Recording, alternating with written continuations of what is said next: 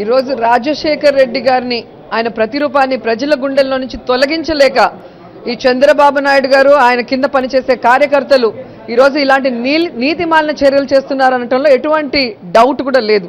ఎందుకంటే గతంలో మీరు చూస్తే ఈ రాష్ట్రానికి ఎంతో మంచి చేసిన వాళ్ళు ఎన్టీ రామారావు గారు. ఆయన విగ్రహాలు పెట్టింది లేదు, ఆయన చేసిన మంచి కార్యక్రమాలు ప్రజలు మర్చిపోయే విధంగా 9 ఏళ్ళు ఎలా పరిపాలించాడో చూశారు. ఆ తర్వాత ప్రజలు బుద్ధి చెప్పారు ఆయనకి.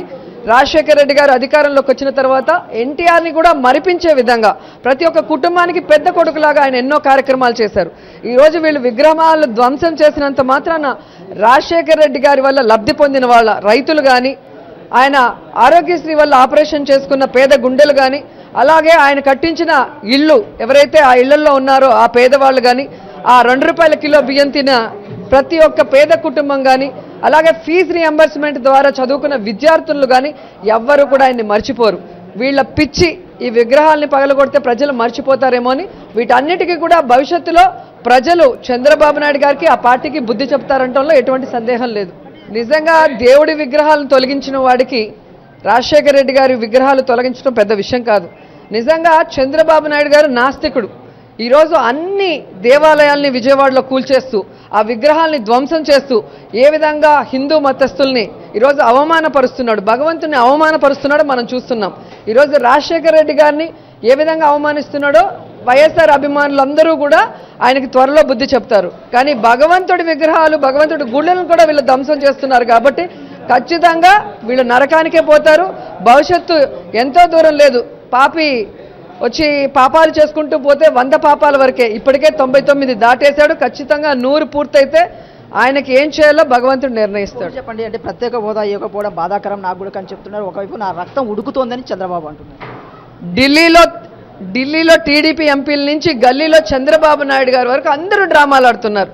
ఈరోజు వారి పర్ఫార్మెన్స్ చూస్తుంటే బామర్ది బాలకృష్ణ పర్ఫార్మెన్స్ కన్నా ఎక్కువ చేస్తున్నాడు చంద్రబాబు నాయుడు.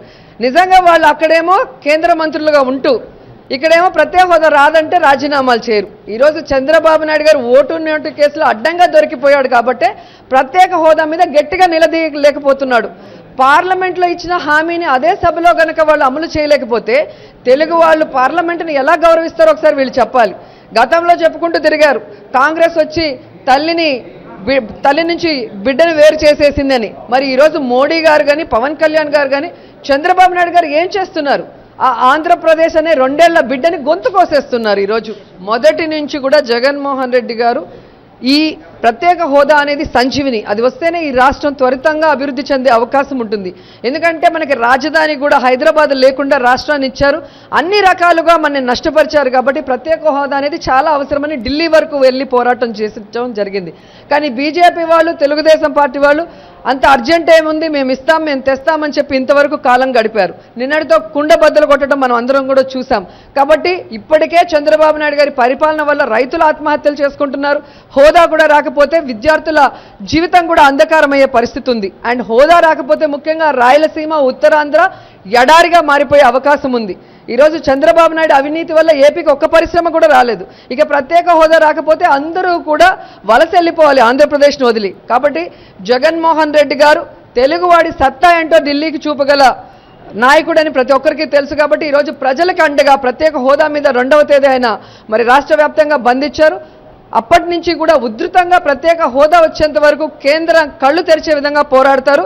కాబట్టి ఈ ఆంధ్రప్రదేశ్లో ఉన్న ప్రజలందరూ కూడా, మహిళలు కానీ, రైతులు కానీ, విద్యార్థులందరూ కూడా మన రాష్ట్ర భవిష్యత్తు కోసం జగన్మోహన్ రెడ్డి గారికి అండగా ఈ పోరాటంలో బీజేపీ, తెలుగుదేశం పార్టీ మెడలు వంచి మనకి హోదా వచ్చేంత వరకు కూడా పోరాడాలని